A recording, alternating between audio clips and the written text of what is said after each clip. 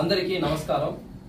ఈ రోజు ముఖ్యంగా బీసీ హక్కుల కోసం, రిజర్వేషన్ల కోసం, సామాజిక న్యాయం కోసం, సమానత్వం కోసం ఈ రోజు పోరాటం జరుగుతా ఉంది।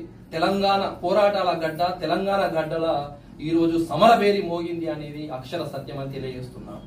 సామాజిక న్యాయం అనేది కేవలం నినాదం కాదు, అది రాజ్యాంగం కల్పించిన హక్కు అని సందర్భంగా తెలియజేస్తా ఉన్నాను। ఈ రోజు దేశంలో 78 సంవత్సరాలు దాటిన బీసీలు ఆర్థికంగా, సామాజికంగా, రాజకీయంగా అణచివేత గురవరు అనేది అక్షర సత్యం। సర్వ సంపదలు సృష్టించేది బీసీలు, కానీ ఆ బీసీలు నేడు అణచివేత గురవుతున్నది చాలా బాధాకరమని తెలియజేస్తా ఉన్నాను। ఈ రోజు ముఖ్యంగా ఈ రోజు బీసీ రిజర్వేషన్ల సాధన సమన్వయ జేఏసీగా ఈ రోజు నిర్మాణం చేయబడుతుందని తెలియజేస్తున్నాను। దీనిలో ముఖ్యంగా యువతకు కీలక పాత్ర పోషిస్తాము। న్యాయవాదులు, డాక్టర్లు, కుల సంఘాలు, ఎంబీసీలు, సంచార జాతులు, అర్ధ సంచార జాతులు, ఆటో డ్రైవర్ల నుంచి కార్పొరేట్ లో ఉన్న వరకు ప్రతి ఒక్కరు కూడా దీంట్లో భాగస్వామ్యం చేసుకుంటాము, అందరినీ కలుపుకపోతాము, అన్ని కుల సంఘాలను కలుపుకోతామని తెలియజేస్తా ఉన్నాను। ఎన్ని జేఏసీలు ఉన్నా కూడా మేమందరము సమన్వయం చేసుకొని ముందుకు పోతామని తెలియజేస్తున్నాను।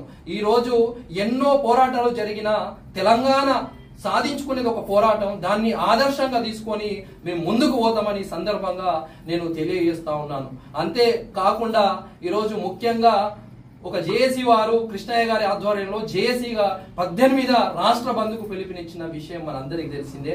ఈ సందర్భంగా బీసీ రిజర్వేషన్ల సాధన సమన్వయ జేఏసీ కూడా మద్దతు పలుకుతుందని ఈ సందర్భంగా తెలియజేస్తున్నాను। గల్లీ నుంచి ఢిల్లీ దాకా పాంటేలా మనోడే, కార్మికుడు మనోడే, ఆటో డ్రైవర్ మనోడే, బస్సు డ్రైవర్ మనోడే, అందరూ మనోళ్లే।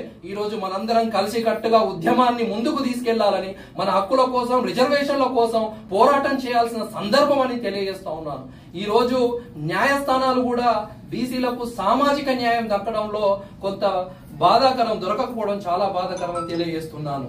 అంతేకాదు ముఖ్యంగా ఈ రోజు కేంద్ర ప్రభుత్వం యొక్క నిర్లక్ష్యం అనేది క్రిస్టల్ క్లియర్ కనబడుతుంది। స్థానిక సంస్థల రిజర్వేషన్ లో 42% కోసం ఈ రోజు రాష్ట్ర ప్రభుత్వం జీవో నంబర్ 9 ఇచ్చింది। దానికంటే ముందు వారు అసెంబ్లీలో ఏకగ్రీవంగా చేసి గవర్నర్ ద్వారా రాష్ట్రపతికి పంపిస్తే అక్కడ బిల్లులు పెండింగ్ పెట్టిండ్రు।